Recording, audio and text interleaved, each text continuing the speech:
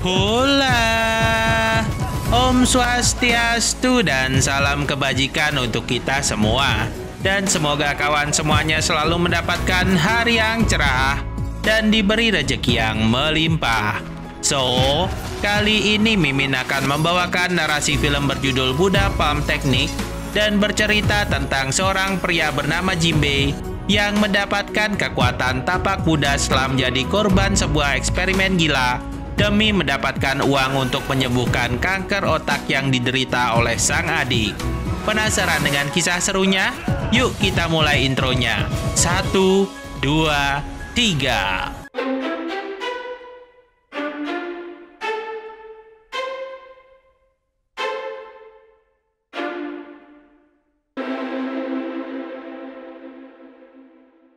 Awal scene dimulai dengan diperkenalkannya karakter Han Gongbo, si pendekar jahat dan kaya raya yang telah mencuri kitab tapak Buddha dan topeng Shinigami dari tangan aliansi pendekar putih.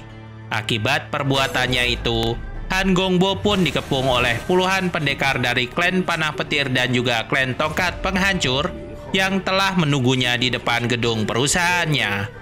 Pada saat itu, dua klan yang mengepung Han Gongbo pun mencoba bernegosiasi agar Han Gongbo menyerahkan kembali topeng Shinigami dan memusnahkan ilmu kungfunya sendiri supaya mencegah pertempuran antara mereka. Namun, tawaran itu ditolak mentah-mentah Han Gongbo yang lebih memilih untuk bertarung. Serangan demi serangan dilancarkan oleh klan Panah Petir dan klan Tongkat Penghancur untuk menundukkan Han Gongbo yang congkak, namun nampaknya tidak berpengaruh apa-apa terhadap stamina dan juga kekuatannya yang sama sekali tidak berkurang. Bahkan, ketika Han Gongbo dikeroyok oleh begitu banyak anggota klan, dia tetap saja bisa membuat mereka bertumbangan dengan ilmu kungfu yang dimilikinya. Melihat hal yang dilakukan oleh Han Gongbo, para ketua klan yang memimpin penyerangan pun terpaksa ikut menyerang Han Gongbo, tapi tetap saja tidak berkutik melawan kehebatan kungfunya. Dan bahkan, ketika mereka mengeluarkan jurus pamungkas, jurus itu pun dikembalikan oleh Han Gongbo hingga mereka pun terluka parah. Melihat musuh sudah tumbang tak berdaya, Han Gongbo pun menunjukkan seberapa jauh level kungfunya dengan mengeluarkan jurus tapak Buddha yang dicurinya, hingga para aliansi pendekar putih akan berpikir dua kali untuk menyerangnya lagi. Scene pun berpindah pada seorang pemuda debt collector yang bernama Jinbei yang sedang menagih hutang di sebuah warung kaki lima. Di sana, Jinbei pun memaksa sang pemilik warung dengan menyiksanya sampai si pemilik warung membayar tagihan hutangnya kepada Jinbei. Dan rupanya, pekerjaan kejam ini dilakukan oleh Jinbei lantaran untuk membiayai kehidupannya dan juga adiknya yang bernama Jiran. Kemudian, di saat Jinbei belum menyetor uang hasil menagih hutang pada Bosma, rumahnya lalu didatangi oleh Bosma dan anak buahnya sampai Jinbei pun menyerahkan uang itu kepadanya. Lalu, ketika anak buah Bosma berkata buruk tentang Jiran, Jinbei pun seketika marah dan berniat mengajar anak buah Bosma sampai dia pun tak sengaja mendorong Jiran hingga pingsan. Adegan pun berlanjut pada Jiran yang telah masuk rumah sakit akibat perbuatan Jinbei. Dan setelah dokter memeriksa keadaan Jiran, dokter pun berkata pada Jinbei bahwa Jiran mengidap kanker otak stadium 4 yang membutuhkan perawatan intensif. Hal itu tentu saja membuat Jinbei stres memikirkan biaya yang akan dikeluarkan, hingga akhirnya Bosma memberikannya sebuah solusi agar Jinbei mengikuti program kelinci percobaan untuk riset perusahaan Black Dragon yang menawarkan kompensasi ratusan ribu dolar sebagai bayarannya. Di tempat lain, Dr. Chen dikisahkan sedang melapor kepada Han Gongbo bahwa proyek untuk membuka jalur Qi dan mentransfer jurus tapak Buddha masih belum berhasil. Untuk itu, Han Gongbo pun kembali mencari orang-orang yang menginginkan banyak uang untuk mengikuti program kelinci percobaan perusahaan Black Dragon. Dan kemudian, Tawaran itu rupanya juga menarik minat Jinbei yang mengikutinya untuk mendapatkan uang pengobatan sang adik, hingga dia pun harus menahan rasa sakit yang sangat hebat dari percobaan itu dan dinyatakan telah mati oleh sang dokter. Namun, di saat semua orang telah pergi, tiba-tiba kekuatan Jinbei pun bangkit, dan dengan kekuatan itu, dia bisa menghancurkan kaca anti peluru dan mengambil uang kompensasi yang dijanjikan kepadanya. Hal itu tentu saja membuat Han Gongbo senang, karena akhirnya dia telah menemukan pewaris ilmu tapak kuda dan juga topeng Shinigami miliknya. Scene pun berpindah pada Jinbei yang telah sampai di rumah sakit dan tanpa sengaja membuat termos menancap ke dalam dinding dengan kekuatannya. Kaget dengan perubahan di tubuhnya, dia pun pergi berendam di pemandian air panas yang akhirnya mempertemukannya dengan Han Gongbo, si kakek misterius yang mengatakan bahwa kekuatan Jinbei sekarang telah membawanya masuk ke dalam dunia murim, yaitu dunia pertarungan antar pendekar untuk mempertahankan kehormatan dirinya di atas segalanya. Perkataan Han Gongbo itu tentu saja tidak membuat Jinbei tertarik, meskipun Han Gongbo telah memperlihatkan kungfunya dan bahkan menyalurkan jurus tapak budanya kepada Jinbei.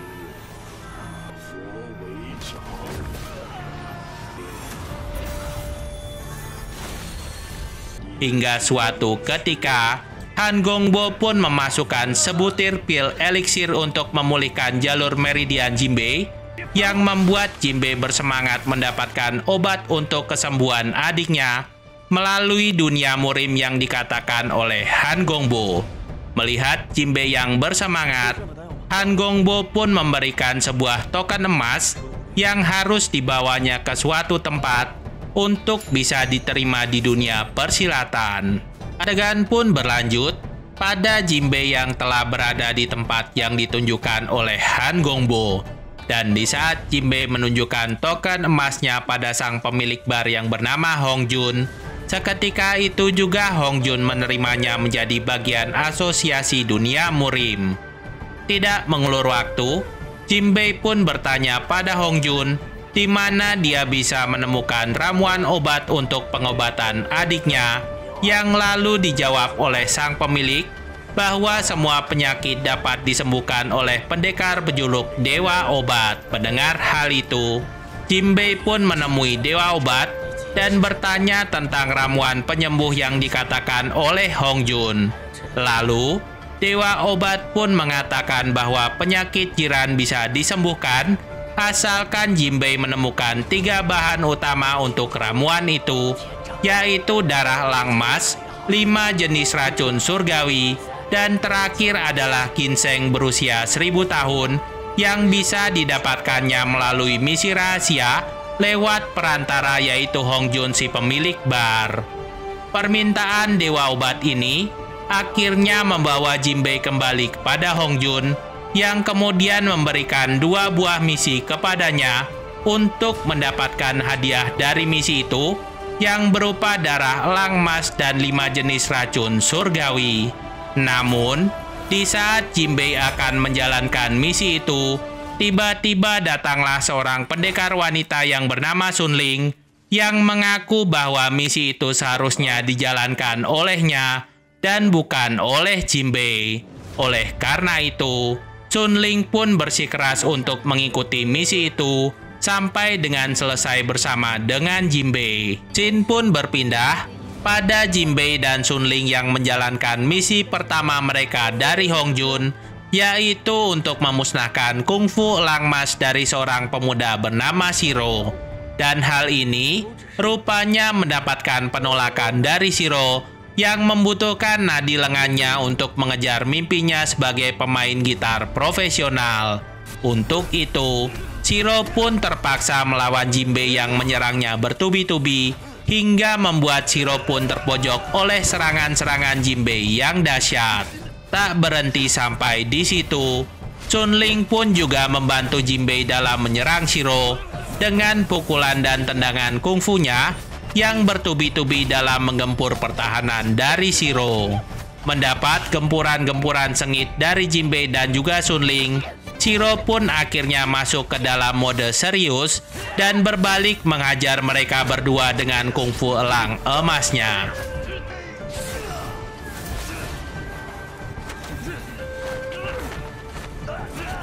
Namun, ketika Shiro berhasil mendesak Jinbei dan juga Sun Ling yang bertumbangan, tiba-tiba Jinbei pun bangkit dan mengeluarkan jurus tapak Budanya yang akhirnya menumbakan Shiro tanpa perlawanan.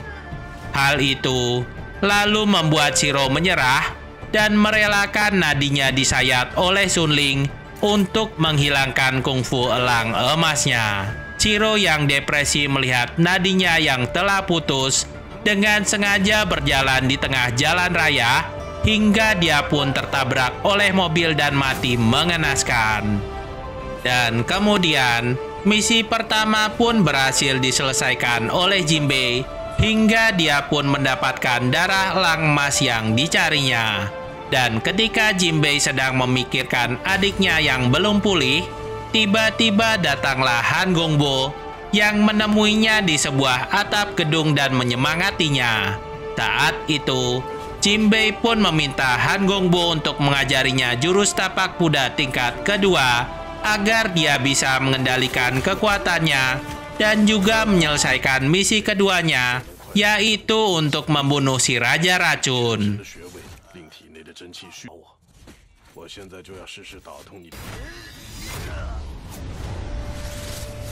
Adegan pun berlanjut pada Han Gongbo yang menemui si Raja Racun untuk memintanya memainkan perasaan Jinbei dan mengetesnya sampai batas maksimal. Hal itu tentu saja membuat si Raja Racun senang dan mengatakan bahwa dia tidak bertanggung jawab apabila nanti Jinbei akan mati dalam prosesnya. Mendengar apa yang dikatakan si Raja Racun, Han Gongbo pun berkata padanya bahwa dia hanya menghormati yang terkuat, dan apabila Jinbei mati dalam pertarungan itu, maka Jinbei tidak pantas mendapatkan penghormatan darinya.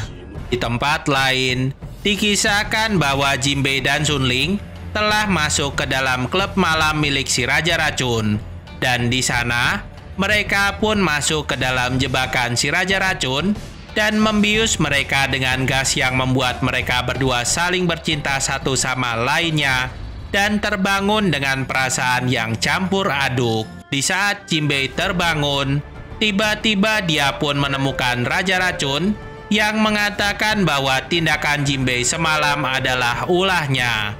Dan hal itu pun sontak membuat Jinbei marah dan menyerang si Raja Racun. Namun, emosi Jinbei yang meledak-ledak rupanya dimanfaatkan oleh si Raja Racun untuk menyerang meridian leher Jinbei dan membuatnya lepas kendali. Tidak berhenti sampai di situ, rupanya jarum meridian si Raja Racun juga membuat Jinbei menyerang Sun Ling secara membabi buta, sampai Sun Ling pun kesulitan menahan serangan-serangan dari Jinbei yang akhirnya membuat mereka berdua sama-sama terkapar tak berdaya. Saat itu, Raja Racun yang melihat keduanya tidak berdaya, kemudian mengatakan pada Jinbei bahwa dia adalah pria yang lemah. Dan tak sampai di situ, Raja Racun pun mulai mematahkan kaki dan tangan Jinbei untuk membuatnya sengsara saat menyaksikan Sun Ling disiksa. Dan ketika Raja Racun akan menyuntikkan racun syaraf ke dalam otak Sun Ling, tiba-tiba tapak kuda Jinbei pun membuatnya bangkit kembali dan menghantam Raja Racun dengan tapaknya yang brutal. Tidak berhenti sampai di situ, Jinbei pun mengujamkan serangan berantai ke tubuh si Raja Racun sampai si Raja Racun pun tewas seketika. Scene pun berlanjut pada Jinbei yang menjemput Jiran di rumah sakit untuk dibawa pulang ke rumah. Lalu sesampainya di rumah, Jinbei dan Sun Ling rupanya menyiapkan kejutan bagi sang adik dengan puluhan lampion pengabul keinginan yang membuat Jiran sangat senang. Namun, kebahagiaan mereka harus terhenti saat melihat Jiran yang jatuh pingsan akibat penyakitnya yang semakin parah. Hal itu pun membuat Jinbei semakin panik dan menghubungi si Dewa Obat untuk memberinya petunjuk tentang di mana letak keberadaan ginseng 1000 tahun. Mendengar pertanyaan itu, si Dewa Obat pun membawa Jinbei ke hadapan tuan besarnya yaitu Han Gongbo, yang ternyata adalah pemilik ginseng 1000 tahun yang dicari oleh Jinbei selama ini. Saat itu, Han Gongbo pun memberikan sebuah misi pada Jinbei untuk mencuri satu set jarum perusak jiwa dari tangan aliansi Pendekar Putih untuk ditukar dengan ginseng 1000 tahun milik Han Gongbo. Namun, Jinbei yang curiga bahwa Han Gongbo lah yang berada di balik kejadian-kejadian yang dilaluinya, akhirnya mencoba beraliansi dengan Chunling dan para tetua aliansi Pendekar Putih untuk menjebak Han Gongbo agar mengakui kejahatannya. Dan setelah Jinbei mendapat kepercayaan dari para tetua aliansi Pendekar Putih, dia pun berpura-pura menghajar para penjaga jarum perusak jiwa dan juga membuat Chunling pingsan agar Han Gongbo yang mengawasinya menjadi percaya padanya.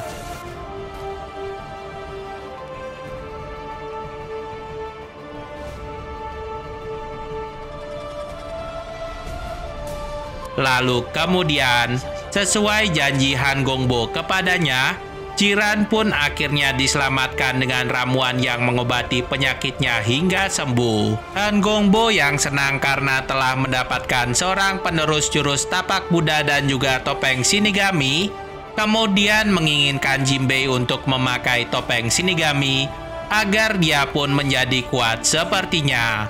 Namun, permintaan itu ditolak oleh Jinbei mentah-mentah yang telah merasa muak oleh tipu daya Han Gongbo, lalu kemudian memanggil para tetua aliansi Pendekar Putih untuk menghabisi Han Gongbo, sementara dia dapat melarikan diri dengan Jiran dari markas Han Gongbo. Tidak lama kemudian, saat Jinbei akan keluar dari markas Han Gongbo, tiba-tiba hujan pun turun dengan deras. Lalu tanpa diduga, tubuh Chunling pun melayang menghantam lampu taman di samping Jinbei akibat kungfu dari Han Gongbo. Memanfaatkan kelengahan Jinbei, Han Gongbo yang murka kemudian mencekik Jiran dan melemparkannya hingga Jiran pun mati di tempat. Jinbei yang melihat adik kesayangannya telah mati, kemudian menyerang Han Gongbo sekuat tenaga dengan jurus tapak Buddha yang dipelajarinya, namun tidak berarti apa-apa terhadap Han Gongbo.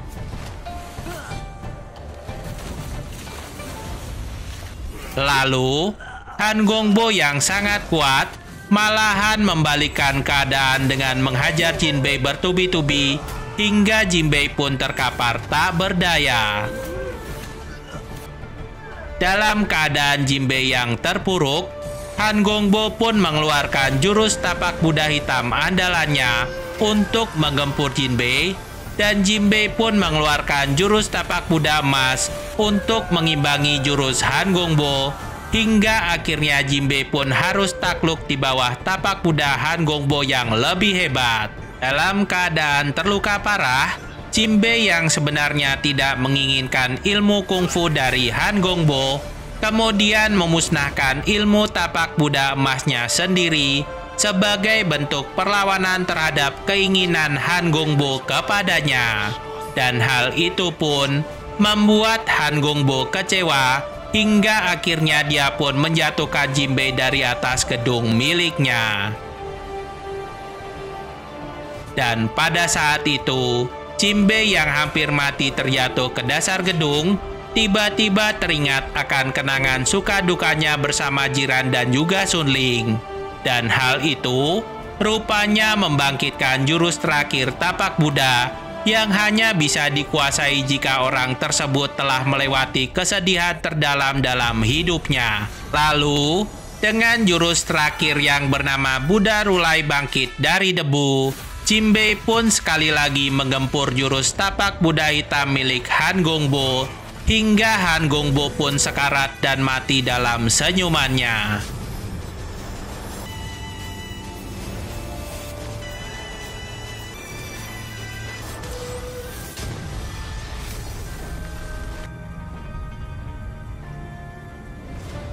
Dan film pun Mimin nyatakan berakhir.